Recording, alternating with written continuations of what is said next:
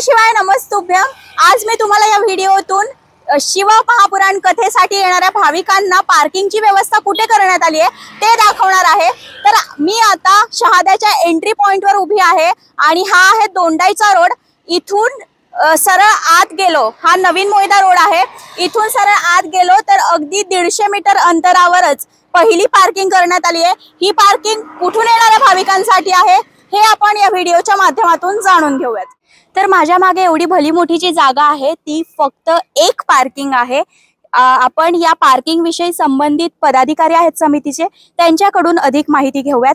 ही जी parking आहे ही किती एकरात आहे आणि कुठून येणाऱ्या भाविकांसाठी केली गेली आहे? आपण ही महाशिवपुराण कथा जी शहादात आयोजित केली आहे त्यासाठी आपण ही 100 एकर मध्ये पार्किंगची व्यवस्था केली आहे। त्यासाठी आपण धुळे, मालेगाव तिकडून येणारे भाविक व जळगाव, चोपडा, शिरपूर इकडून येणारे भाविक, मग गुजरात साईडहून अक्कलकुवा, वानावीर, तळोदा इकडून येणाऱ्या भाविकसाठी ही पार्किंग आपण व्यवस्था केली आहे। इथून फक्त 500 मीटर अंतरावर आपलं शिवपुराण कथेचे मंडप आहे, त्यासाठी ही पार्किंगची व्यवस्था केली गेली।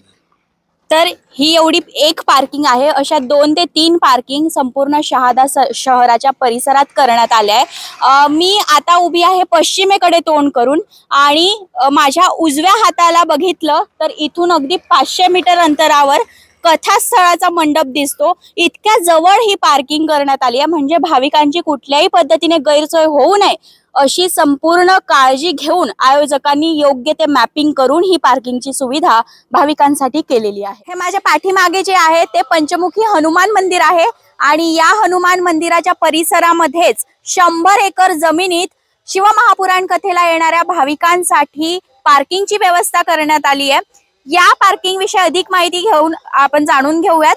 आपल्या सोबत विनोद जैन आहेत, समितीचे पदाधिकारी आहेत ते।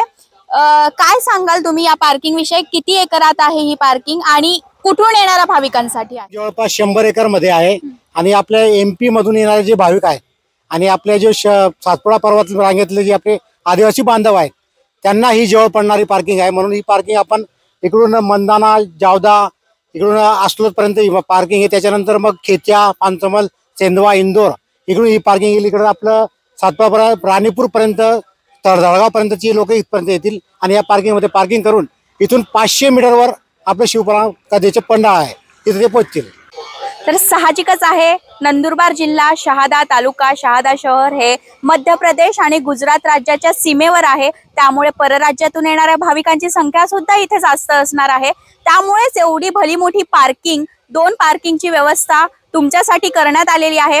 या व्हिडिओच्या डिस्क्रिप्शन मध्ये पार्किंगचे गुगल मॅप्स, गुगल लोकेशन मी टाकणार आहे, ते तुम्ही चेक करून त्या पार्किंग मध्ये तुमच्या सोयीनुसार पार्क गाड्या करू शकतात। आणि तुम्ही सुद्धा नक्कीच एक्साइटेड असाल या कथेला येण्यासाठी, तर नक्कीच लवकरात लवकर व्हिजिट करा आणि कथेचा मनमुराद आनंद घ्या। श्री शिवाय नमस्तुभ्यम।